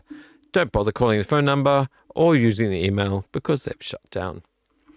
But look, I wanted to share this with you because this store was formative for me in my collecting, even if it was to spend $5 to $20 on the cheaper and out of print movies. There were many collectible items in here, many things that I would never have spent that much money on. I never paid like $30, $40 for something unless it was a collector's item that I really wanted. And I'd go to JB for most of those things. So there were a lot of eclectic things in here. But around this section here and this middle section here, I did spend money. I would walk in, spend $5 to $30, $40, depending on what I was picking up. And I still have those movies today. I wanted to share that with you because Inferno was a formative part of my movie collecting. And for some time, 2008 was when I used to go. And yeah, went until I stopped going, which I think was maybe 7 or 8 years later, and now it's gone. So let's all sing the praises of a dead store, Inferno DVDs and videos, because honestly, I applaud them for doing what they did, and I really wish they had continued online and stayed with the digital age. That would have been fantastic. Adieu, adieu, adieu, Inferno DVDs and videos. May you rest in peace. All right, let's move on to the next thing, which is an actual news story. Before we do, I am going to check very quickly where we're at with our live viewers. Hello, hello, hello. 3 live viewers. Thank you very much for sticking with me. I'm kind of thinking Mr. Mark McBride is also still with us. You Want Balloons is here for sure. Thank you so much for being my rock in the chat. I'd love to see a few more people in the chat chatting away, but that can happen over time. Let's go back to our other story. We've had 4 views in entirety and 3 current viewers. Thank you very much to Yi. Now, going to our next news story, which is actual news. Hold your breath. If you're into horror movies and you like horror movies and you like cult cinema, please hold your breath. Please hold your breath while I switch screens. And please try not to be too angry or frustrated or just like, I don't know, freaked out. Here we go. This is from bloodydisgusting.com. Of course, people that know Bloody Disgusting's been around for some time. Ryan Gosling, we like Ryan Gosling, of course we do. Ryan Gosling reportedly producing Killer Clowns from Outer Space reboot for Amazon. Can I just ask the question? Can I close this? Can I just ask the question? Can I just ask the question? Why? Why? Why do a reboot? If that said Ryan Gosling reportedly producing Killer Clowns from Outer Space 2, we could all breathe a sigh of relief because we could say, hey, I loved Killer Clowns from Outer Space, and number 2 was okay. Nothing to write home about. But now we have to say, Killer Clowns from Outer Space is my favorite movie. Not the new Killer Clowns from Outer Space. I like the one from the 80s. No. Why? Can I listen to this? Oh, no, I've got no sound on this. Let's read the article. We've been waiting a long time on the return of the Killer Clowns from Outer Space with a proposed television series, an announced 3D sequel. I think there was even a game, wasn't there? Isn't there a game coming?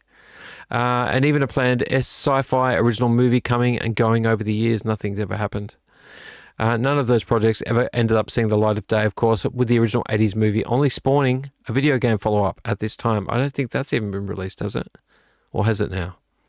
But it sounds like the Killer Clowns may be gearing up for their long-awaited return to the screen, with reporter Jeff Snyder breaking a wild scoop late last night on the In Snyder. What a terrible name. Please don't do that. According to Snyder's report, which you can read in full behind a paywall, Ryan Gosling is on board to produce a new Killer Clowns from Outer Space project for Amazon MGM Studios.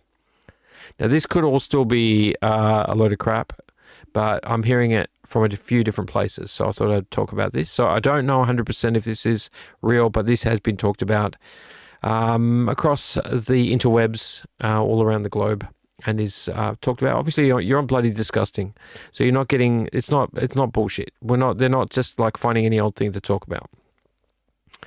According to Snyder's report, which you can read, we read that, is on board to produce a new Killer Clowns from Outer Space project for Amazon MGM Studios. Snyder describes the project as a remake. Okay. No. No. No, no, no. No more remakes. Don't remake it.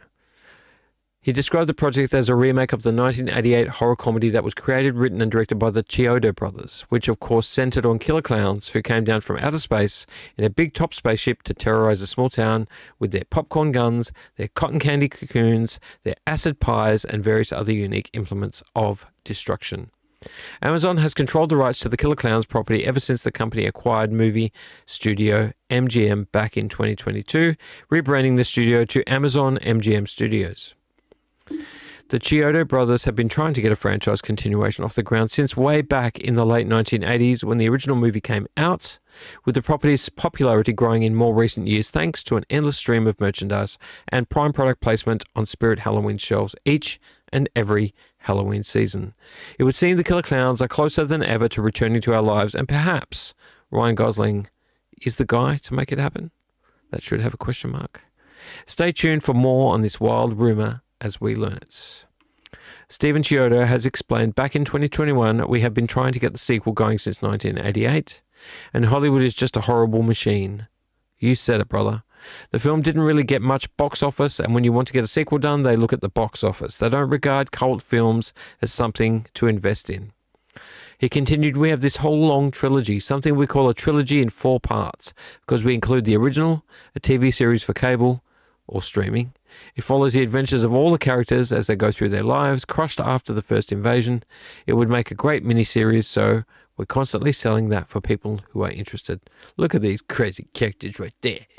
Look at these crazy characters. If you haven't seen Killer Clowns from Outer Space, I would highly, highly recommend. It's on the same vein as Chopping Mall for me. It's as colourful and as gaudy and as violent as Chopping Mall. So I would highly recommend that if you get a chance, that this article kind of ends very quickly, but I am not down for a remake or a reboot.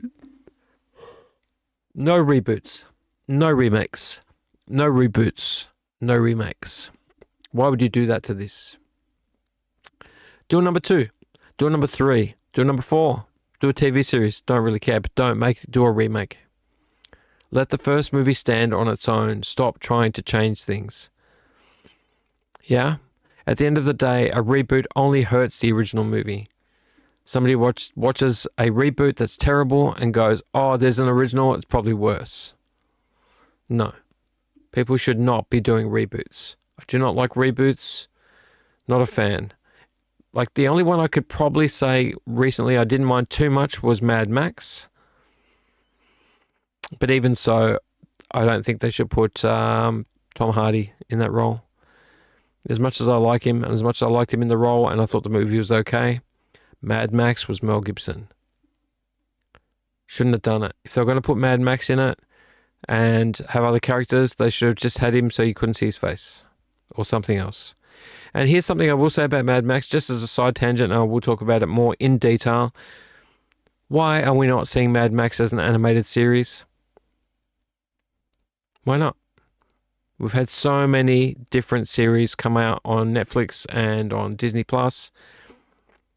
Amazing, amazing animation. Why are we not doing the Mad Max series? Because the adventures between 1 and 2 and 3, there's years and years between each of these movies. So why are they not doing animation? That would be where I would go. I would make a really amazing animation. I think that's where you need to spend your money and your time and your storylines. Not remakes. Do a really, really good animation. Anyway, that's just my opinion. I just think that would look amazing if somebody put some effort into it. But that's the news. New Killer Clowns from Outer Space? No, thank you. I'm curious. I mean, I want to see what happens, but don't make it a remake. Don't start again. Don't have it happen as if it's starting fresh. Do number 2 and then number 3. So we can all hold on to number 1 as the story. Otherwise, it goes wrong. It goes spectacularly wrong. Anyway, this is BZ. News is over. We're not going over the news anymore. We're actually going to wind it down because it's now 3:48.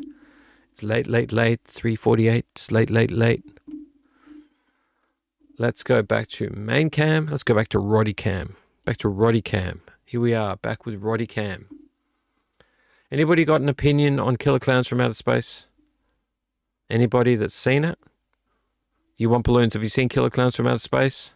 You should, if you haven't. You'd love it. It's fantastic.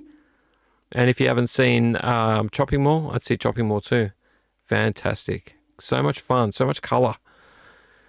Gaudy and colourful and beautiful. And a step back in time. But please don't make another reboot of Killer Clowns. Make it number 2. Anybody who wants to comment on that, please leave that in the comments. Let us know what you think. Now, I'm going to wind this down because I'm actually quite tired. I started this very late, as you well know. And I would like to have just at least even an hour, just 1 hour. Just 1 hour of eating some chips and watching a movie.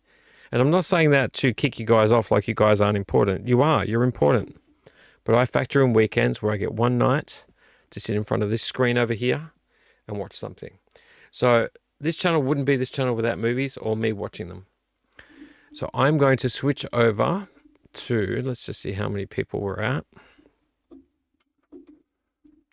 Down to 1 live viewer. I do believe that might be You Want Balloons, unless he's gone to bed. 4 total views.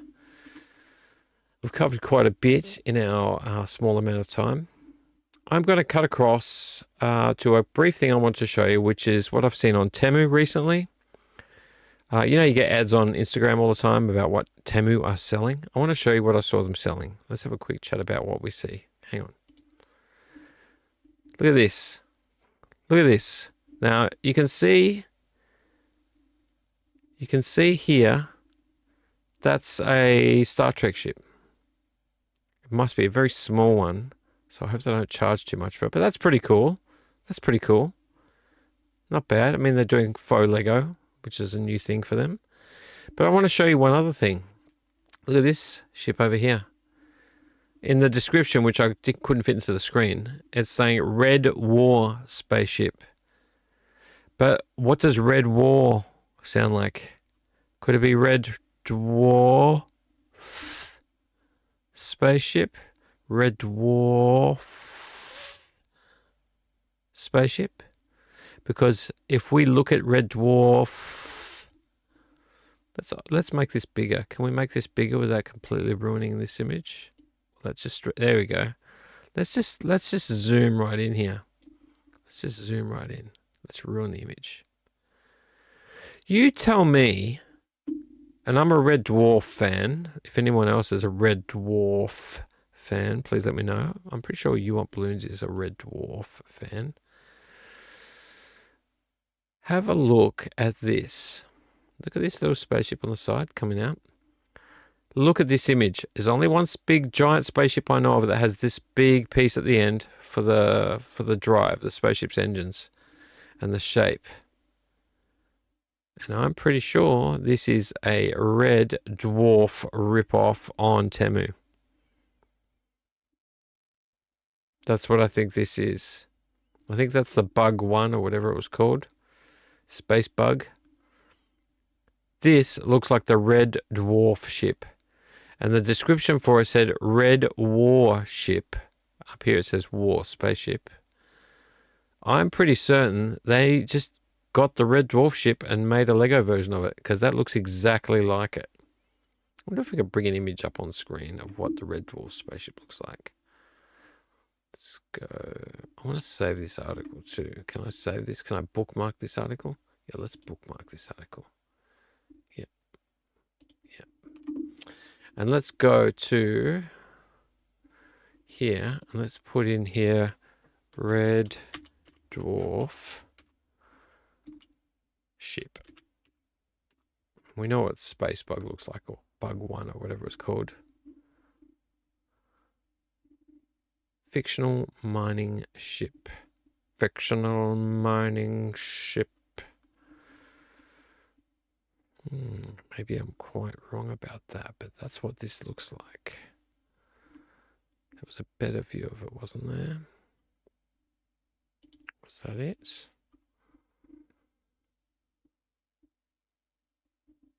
Do do do do do do do do.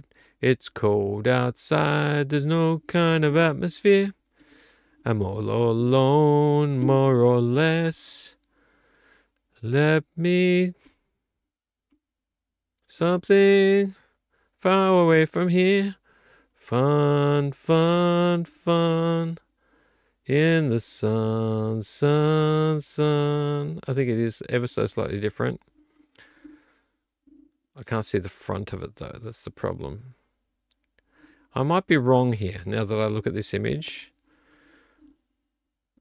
It might be wrong, but I can't see the front of it. And it does look like Red Dwarf. Maybe it's something else. Let's have a look at this screen here. I might be wrong. I might have just gone completely... That's a really bad image. Can I look at this? Can I magnify? There we go. That's a really bad image. You can't see that. I think that's not even the real one. Let's go back. See, yeah, I think it looks quite different. I need a more brighter version of it. Is that a more brighter version of it? In fact, I thought it looked quite different to that. I don't think any of these... Oh, there's the Cygnus from the black hole. I might be wrong about that. See, now that I've looked into it a little bit more and I've had time to look at it, I think I've got that wrong. But it does look a little bit like it. That's not a good image. That's a very, very basic image. There's Bug One. Oh no, don't open up a for sale screen. Oh, there's Starbug. Starbug. It's a bloody Starbug. I love Starbug. Look how cool that looks.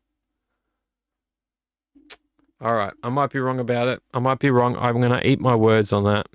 But it was called Red Warship. Oh, you know what it might be? It might actually be... Can I go back? Might be a... See, there's Red Dwarf. I thought there was a better image of this Red Dwarf ship. Oh, there's somebody's made a model of it. Out of Lego. Oh, wow, okay. I reckon it could be a...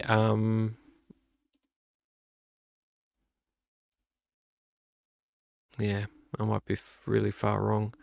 I think they made a Warhammer ship. A Warhammer Hammer 40k ship. Trying to get an answer on this. Oh, those are really very specific looking. They're like old school battleships. Yeah, I don't know. I might have to look into this further because there's definitely something going on with this ship. Yeah, they're all 40k ships, are very different. They're kind of like ships that have that like piece at the front to destroy, to like wreck other ships with. Yeah, I don't know. I'll have to look into it. I might have that one wrong. I might have that. See the ship here, like that. Like has this big piece at the front, and then it's got like whole cities on it and stuff. Very glorious. Very glorious. It's a pretty cool looking ship. Love sci-fi art. Hits the imagination. All right, let's go back to main cam. Let's go back to Roddy cam. I'm tired. I want to go to bed. So guys, thank you so much for being with me tonight. You know, we've rambled quite a lot about movies. We've had a good chat about Blu-rays and fines. I've always got something to talk to you about. Like I've got some toys here I wanted to talk to you about, and some other bits and pieces around the room that I wanted to have a chat about, including cassettes, CDs, music, and other related pop culture memorabilia. But we always run out of time. Can't go more than 2.5 hours. It's too long. So let us get on with saying good night.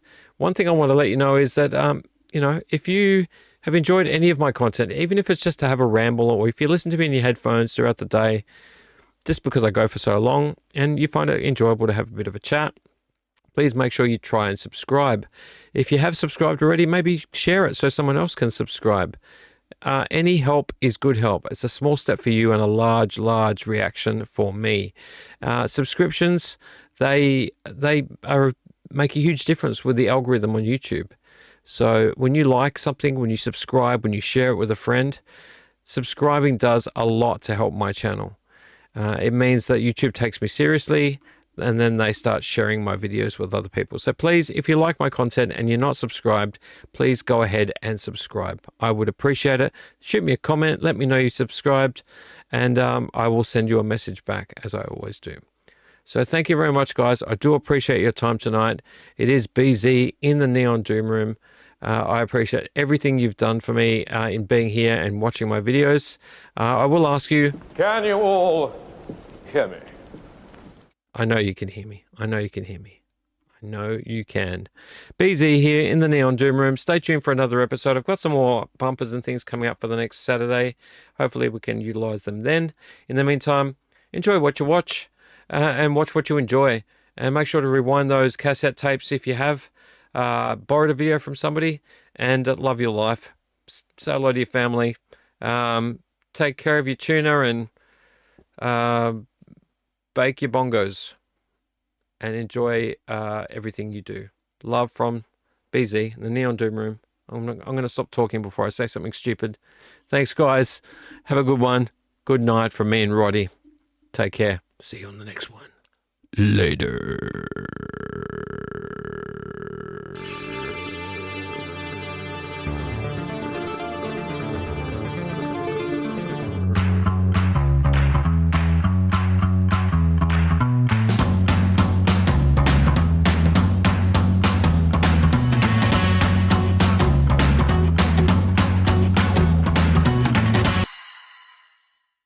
Bye-bye now.